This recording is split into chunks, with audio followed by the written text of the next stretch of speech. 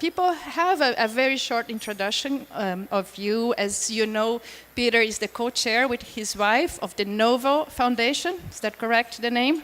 And Yes. Peter, you're very well known. Your work is really calling the attention by the approach that you are having of bringing about social change by working and by investing on young girls as the primary agents of change.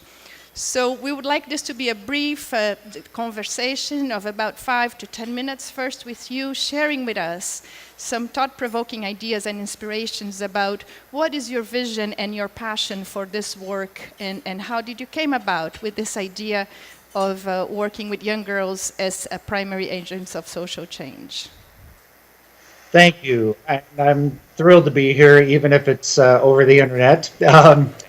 My father did what we often call, what I call the Big Bang, when in 2006 he decided to give all his money away, and we weren't surprised at that, but we didn't know we would play such a large role, my wife and I. And we knew that there were different ways we could operate. Certainly, the money was important.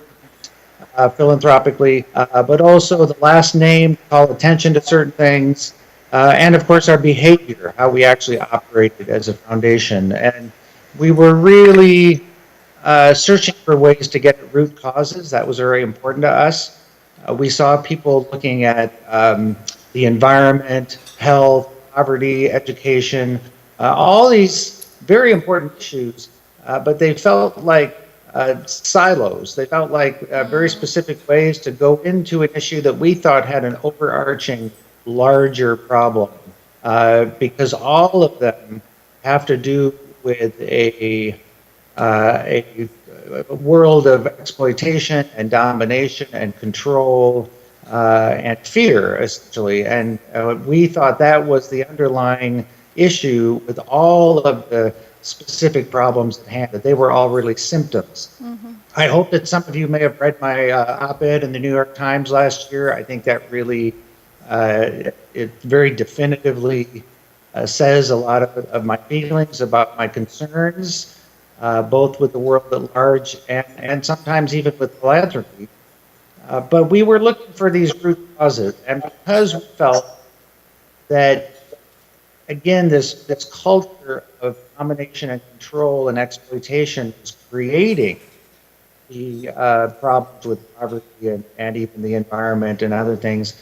We wanted to go to that. And to me and to my wife, the overarching problem seems to be related to the negative aspects of a masculine nature. Now, men are okay. I don't want to upset too many people there, but there's a feminine quality around nurturing and collaboration and partnership that comes naturally, I think, to women and anyone, men and women, who pay attention to what I would consider to be feminine qualities. And so we looked at the way things were out of balance, and we saw that young girls were, in my father's estimation in terms of the kind of work he does in investments, young girls were the undervalued asset.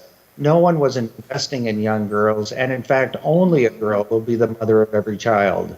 And so if you give girls opportunities in their life, economic opportunities, educational opportunities, those things, everyone will be better off because the money will go back into the family and into her children. And so it seemed an obvious place get to root causes by investing in adolescent girls in particular. Mm-hmm. Thank you. I wish you could come here to Brazil one day to have more of an interaction with our audience, because we do have in Brazil social investors that share the passion and the same concerns of you and the desire to address the root causes and bring about social change. So if you could briefly tell us, before I open to one or two questions from the audience, could you tell us a little bit, what are your efforts or your concerns about measuring the impact of your work, of your philanthropy, your investment? Well, thank you. That's a great question, because I think the unintended, maybe not so good consequence is focus on an evaluation. It can be important, but it depends on what you're measuring and Certainly, how yeah. long your time horizon is. And I think too many people are used to quick turnarounds because they're used to quarterly reports and annual returns and all these things. So it's in the mindset of the businessman to look for tangible and usually pretty quick results. And what I mentioned with adolescent girls, these are generational changes that are going to be happening. I remind our staff at the foundation that we may be dead before the things we're doing really show up in some kind of a metric. And of course, some things are intangible. If you talk about schools, where there's a lot of issues around, in the US anyway, around how kids are being taught, uh, the relational aspect. It's one thing to be able to grade a paper in mathematics or English. It's another to know if the kids are actually getting along and understand the relationship to their feelings and to each other. Those are what's considered soft skills, but they're incredibly important in the world. And so I think, again, measurement and evaluation is a very tricky subject because, like I said, not only the time horizon, but also what you're measuring. If you're happy that you have invested in distributing, let's say, 20,000 med nets into a particular part of the world, if you're measuring those inputs, you're missing all sorts of nuanced issues that may come up in terms of course, usage. Maybe putting someone else out of business that was wanting a bed net business, all sorts of subtle things within the work you're trying to do that you would miss if you were just wanting to measure something. And again, I can't say how important it is to really watch how things are being measured and evaluated. Thank you. I'm sure people share that. I personally could have a long conversation with you for 45 or 50 minutes with no problem, but I think it's fair to ask our audience here from Brazil if someone would have a question or a comment for Peter.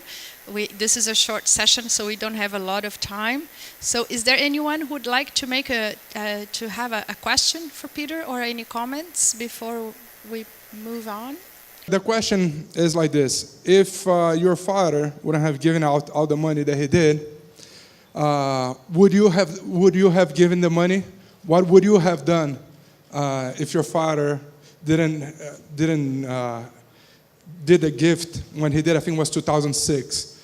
And how did that change your life?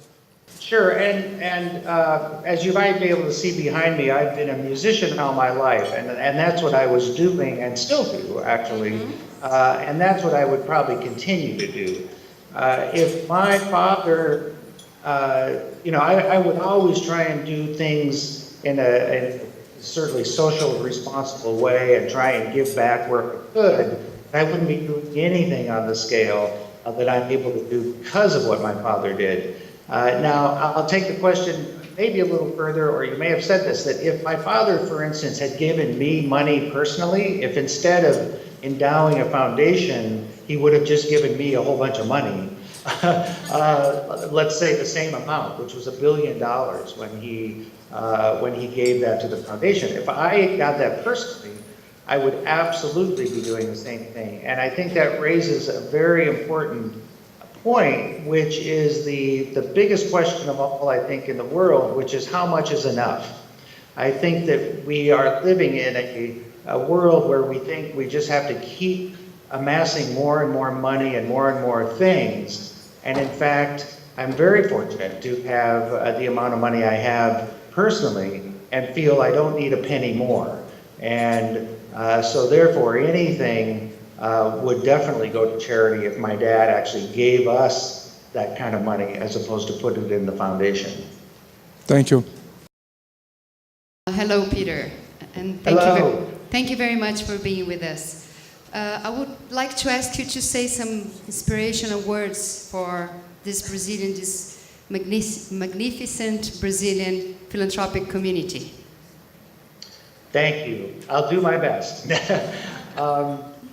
One is, of course, that first question of how much is enough. Think about your own lives and what you can do certainly to leave the world better off than the way you found it. I think it's important to remember too that philanthropy, the word philanthropy, means the love of people. It has nothing to do with money.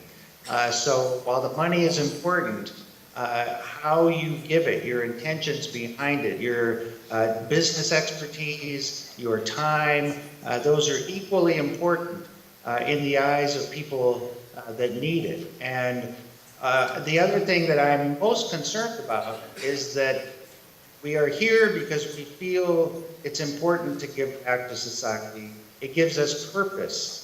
If you have a foundation staff, it gives them purpose. And so you're able to get up every day and feel good giving back. But underlying all of that is to remember that the best world would be the world that didn't need our kind of help, that was actually practicing the true philanthropy, where people really lived in the world with open hearts and loving hearts, and everybody did have enough, and everybody was taken care of. So philanthropy wasn't actually necessary in the kinds of ways you're talking about today. And that's very tricky, because when you wake up in the morning and feel good about your life, feel it has purpose, feel you're giving back, that feels good for you personally. But the better thing would be if none of this actually existed. And so behind all of the wonderful work that you're doing, what you really want to do is put yourself out of a job.